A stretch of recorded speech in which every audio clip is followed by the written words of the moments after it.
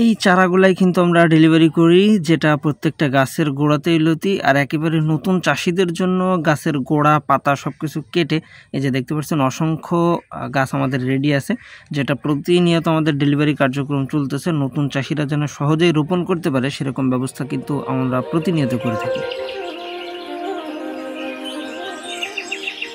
দেশ ও দেশের বাইরে থেকে যে বা যারা আমাদের আজকের ভিডিওটি দেখছেন সকলকে জানাই আন্তরিক শুভেচ্ছা ও অভিনন্দন। দর্শক দেখতে পাচ্ছেন বরাবরের মতো সরাসরি আজও আমাদের আরেকটা পুরাতন জমি থেকে আমরা বেশ কিছু চারা ডেলিভারি করব। যেহেতু বর্ষার মৌসুম, চারা ডেলিভারি প্রতিনিয়তই হচ্ছে। আর অনেকে আছে একেবারে প্রথমভাবেই কিন্তু শুরু করতেছেন এই লতি কচুর চাষ, আবার অনেকে আছে আগেও চাষ করছেন আবার নতুনভাবে করতেছেন সেরকম। আসলে আপনাদেরকে আমি দেখাই প্রতিনিয়ত যে আমি কেমন চারাগুলো ডেলিভারি করি। সরাসরি চারা কাটিং প্লাস মাঠ থেকে উঠানো যাবতীয় সকল কিছুই কিন্তু দেখানোর চেষ্টা করি, যেন একজন নতুন চাষি যারা বা একেবারে নতুনভাবে যারা শুরু করবেন তাদের যেন আসলে প্রত্যেকটা বিষয়ে জানা থাকে। সেই কারণেই কিন্তু আমি সরাসরি মাঠ থেকে দেখাই। এই যে আমাদের যে চারাগুলো ডেলিভারি হচ্ছে দেখেন, এই যে দেখেন প্রত্যেকটা গাছের গোড়াতেই কিন্তু আপনি লতি দেখতে পারবেন। আর এটাই কিন্তু রোপণ করলে মোটামুটি 45 দিনের ভিতরে আপনি লতি কাটতে পারবেন, যেটা দেখাচ্ছে 2 মাসের আগে আপনি বাজারজাত করতে পারবেন। একটানা 10 মাস পর্যন্ত প্রত্যেকটা গাছে মোটামুটি লতি দেয় এখান থেকে। আর এটা পুরাতন জমির চারা, এই যে দেখতেই পাচ্ছেন। আর এছাড়াও অনেকে আছে যারা দেখাচ্ছে কম দামি চারা সংগ্রহ করে, বা অনেকে আছে যারা আমার কাছ থেকে চারা সংগ্রহ করে বা চারা কিনে নেওয়ার পরে অন্য জায়গাতে আবার চারা বিক্রি করে, সেই ধরনের চারাও কিন্তু আছে। সেটা চাইলে মাত্র 1 টাকা 20 পয়সাতেই কিন্তু আপনি সংগ্রহ করতে পারেন।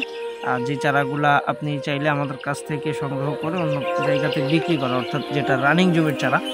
আর যারা চাষের জন্য চারা নেবেন, যে আমি নিজে চাষ করব, তারা অবশ্যই চেষ্টা করবেন সবসময়ের জন্য 100% পুরাতন জমির চারাটা, যেই চারাটা আমরা ডেলিভারি করতেছি আজকে। আর এটা কিন্তু মাত্র 2 টাকা পিসে আমরা ডেলিভারি করতেছি। সুতরাং যারা একেবারে নতুন চাষি আছেন চাইলেই কিন্তু খুব সহজভাবে চেষ্টা করতে পারেন।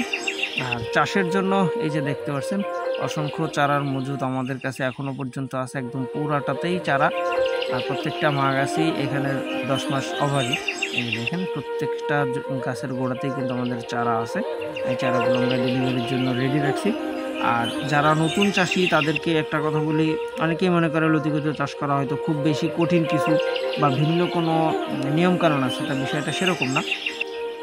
আপনাকে চারা রোপণ করতে গেলে ধানের জমি যেভাবে রেডি করতে হয় ঠিক সেভাবে রেডি করে এই চারাগুলা জাস্ট রোপণ করে দিলেই হবে। আমি আপনাদেরকে একটু কাছ থেকেই দেখাই যে কিভাবে আমরা পাতা মাথা কেটে তারপরে দিই।